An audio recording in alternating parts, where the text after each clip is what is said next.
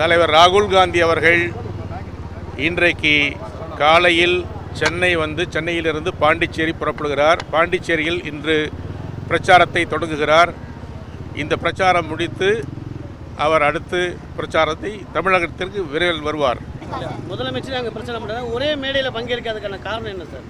இன்னைக்கு அங்கே அவர் ஈவினிங் பிரச்சாரம் பண்ணுறாரு, ராகுல் காந்தி இப்போ 1 மணிக்கு பிரச்சாரம் பண்ணுறாரு, ஒரே மேடையில் விரைவில் தமிழகத்தில் மாண்புமிகு தலைவர் ராகுல் காந்தி அவர்களும் தமிழ்நாடு முதலமைச்சர் மாண்புமிகு ஸ்டாலின் அவர்களும் ஒரே மேடையில் பிரச்சாரம் செய்வார்கள் என்பதை அன்போடு தெரிவிக்க விரும்புகிறோம். இல்லை, இப்போ மத்திய அரசு வந்து அமித்ஷாவும் மோடியும் அடுத்தடுத்து தமிழ்நாட்டுக்கு வந்திருக்காங்க. ஆனால் இது வரைக்கும் ஒரு முறை கூட ராகுல் காந்திக்கான காரணம் என்ன சார்?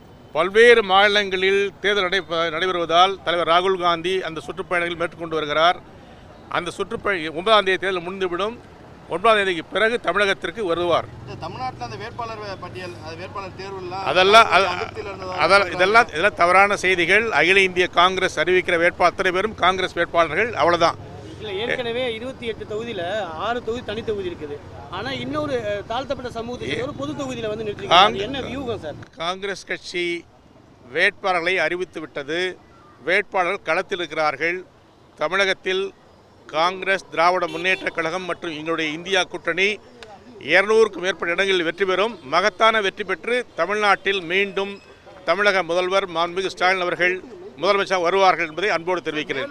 காங்கிரஸ் கட்சி அறிவித்த வேட்பாளர்கள் போட்டியில் இருக்கிறார்கள். அவர்கள் அங்கே வெற்றி பெறுவார்கள். நன்றி. காட்டுமன்னார் கோயிலில் காங்கிரஸ் சேர்ந்த நிர்வாகி வேட்பாளர் திரு திருமாவளவன் அறிவிச்சிருக்காரு. அங்கே விசிகேல வந்து அதிர்ச்சியில் இருக்காங்க. விசிகே தலைவர் நண்பர் திருமாவளவர்களுக்கு காங்கிரஸ் சார்பில் எனது மகிழ்ச்சிகரமான நன்றியை தெரிவிக்கிறேன், வாழ்த்துக்களை தெரிவிக்கிறேன்.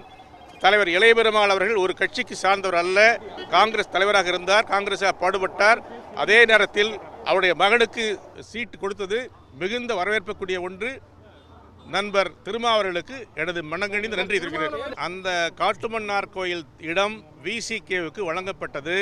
அதன் காரணமாக அவருக்கு அந்த இடம் வாங்கப்படவில்லை. ஆனால் நண்பர் திருமாவர்கள் பெரிய மனதோடு அந்த இடத்தை தலைவர் இளையவருடைய மகனுக்கு வழங்கியது பாராட்டக்கூடிய விஷயம் என்பதை மீண்டும் தெரிவிக்கிறேன். அதற்காக அவருக்கு நன்றி தெரிவிக்கிறேன். திருமாவர்களுக்கு யாரும் நெருக்கடி தர முடியாது.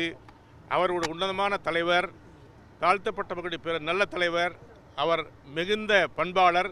ஆகவே அவருக்கு நெருக்கடி எல்லாம் கிடையாது. அவராக அவர் முன்வந்து எடுத்தது முடிவது. வணக்கம்.